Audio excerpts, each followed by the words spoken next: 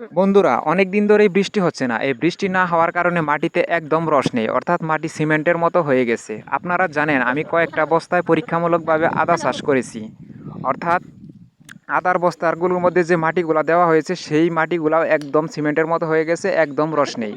সেই আদার বস্তায় পানি সেচ দেওয়ার ব্যবস্থা করতেছি। আমি সর্বমোট 5টি বস্তায় আদা রোপণ করেছি। আজকে আমি খেয়াল করলাম একটি বস্তায় আদার চারা গজিয়েছে। আশা করছি পানি সেচ দেওয়ার পরে আর সবগুলাতেই আদা গজিয়ে যাবে। আদার বস্তার পাশেই আমি গরুর জন্য ঘাস রোপণ করেছি, তাই গরুর জন্য যে ঘাস রোপণ করেছি সেই ঘাসের মধ্যেও পানি দিয়ে দিলাম। ঘাসের জমির পাশেই অনেকটুকু জায়গা জঙ্গলে ভরে গিয়েছিল, সেগুলো আজকে পরিষ্কার করে দিলাম এবং এখানেও ঘাস লাগিয়ে দেব, কারণ আমার ঘাসের অনেক প্রয়োজন।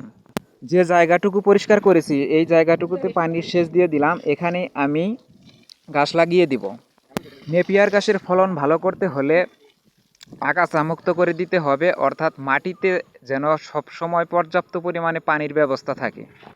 কিছু জঙ্গল পরিষ্কার করার বাকি আছে, এগুলো আগামীকাল পরিষ্কার করে দিব এবং এখানেও সেচ দিয়ে তারপর এখানে ঘাস লাগিয়ে দিব।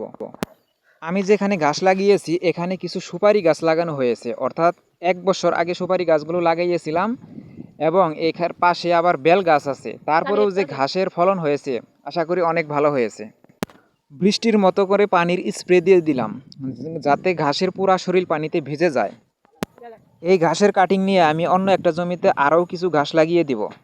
ভিডিওটি যদি আপনাদের ভালো লাগে তাহলে চ্যানেলটি সাবস্ক্রাইব করুন। ধন্যবাদ।